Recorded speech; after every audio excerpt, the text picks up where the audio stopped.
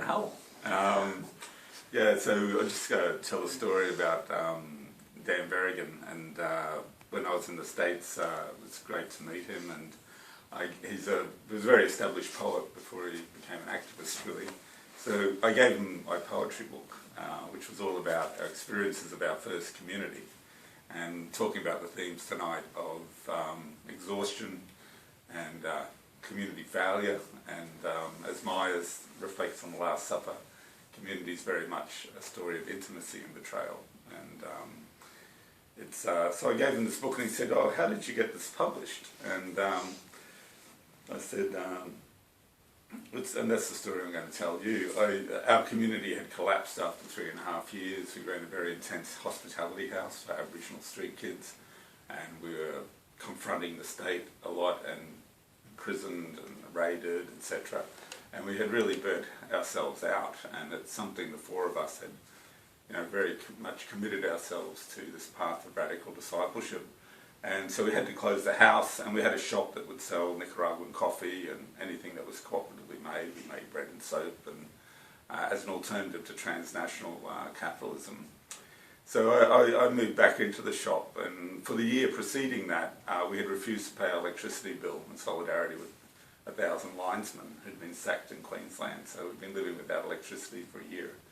And I was teaching high school, and I went to the local church to Mass, and after Mass I went for a cup of tea with the priest, and he introduced me to this guy who I'd never met before, who will remain nameless, and I told him about what we had been doing, and we've got this shop there currently open 1 day a week, and he was quite interested. So he said, "Oh, I'll come around next Sunday morning when you're open." So he came over. He'd just come back from the Philippines. He was quite interested in cooperatives. And he said, "Have you got any rooms here?" And I had 3 empty bedrooms upstairs, and I was hoping people would move in. So I said, "Yeah, there's some upstairs." And he said, "Can I move in?" So he moved in on the Sunday. And on the Monday I got up to teach high school, and I used to just go in jeans and a t-shirt and a leather jacket, and he got up in a suit. And I said, "What do you do?" And he said, "I'm a lawyer." Okay. I said, "Oh, that's not going to help my anarchist street credibility in the neighbourhood here." And it wasn't until Wednesday, 3 days later, that I found out not only was he a lawyer, he was a federal prosecutor, working for the dark side. And it was an amazing thing. We were talking about the other day, and federal prosecutors, in my experience, very much the other.